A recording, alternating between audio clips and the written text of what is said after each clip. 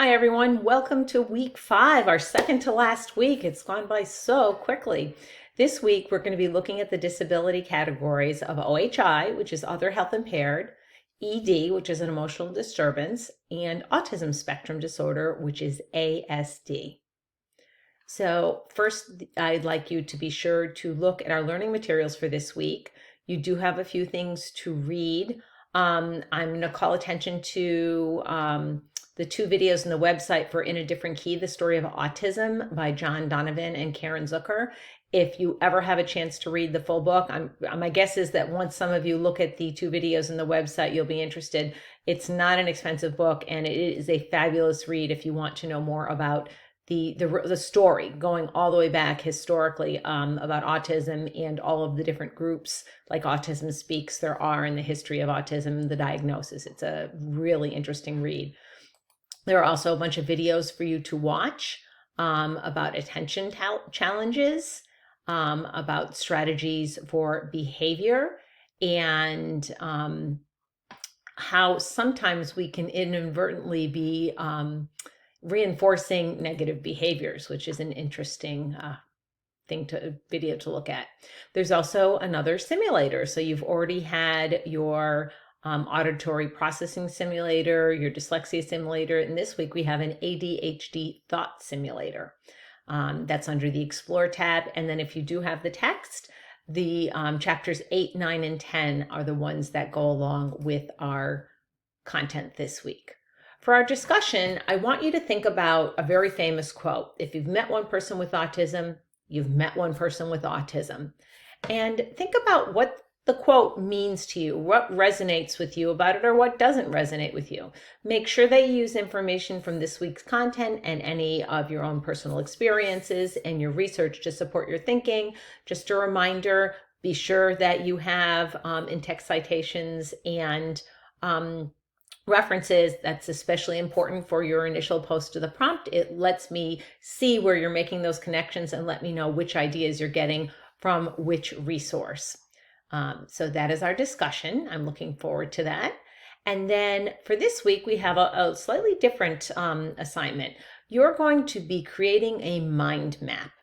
I gave you a link to mindmap.com if you want to use some free mind mapping software. It's actually an app, or you can do a handwritten mind map and take a picture of it, send it in, scan it, whatever's easiest for you. And it will give you some insight. Going to mindmap.com will give you some insight as to what a mind map is if you've never done one before. So with the mind map, I want you to express your feelings and thoughts while you attempted to complete each simulation activity video in both week 3, which was the auditory processing simulation and the reading simulation, and week 5, which is the attention simulation, and draw some connections to the experiences with students with learning disabilities. And that would be, you can do that as a brief narrative, is probably easier than a mind map. But then I want you to create a mind map. It has to have enough detail to demonstrate your experience and the knowledge you've gained. And you should have in-text citations and a reference page in APA format.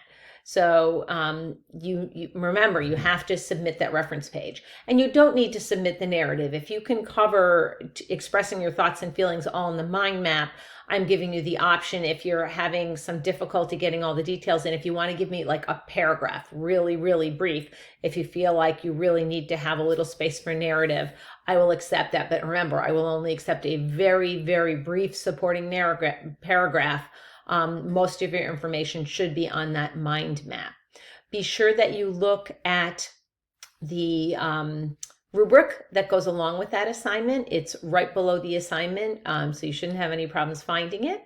And as always, if you have any questions, feel free to be in touch. I'm happy to have a conversation with you.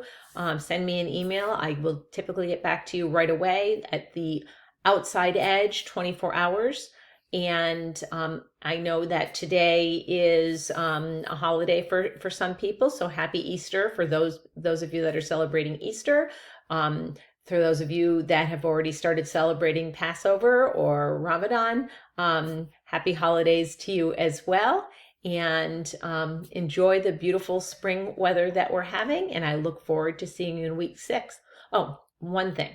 Remember that I accept work up to 1 week late. There is a deduction for a late assignment of 10% per day, but I will accept it. So, for example, if you are late, your week 4 assignment was not handed in on time, you have until Saturday at midnight when you hand in your week 5 assignment to turn in a late week 4 assignment with a late penalty.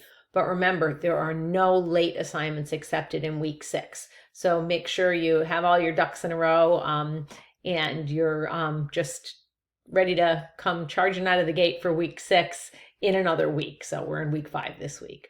Have a wonderful week to everybody, and I will see you soon. Bye-bye.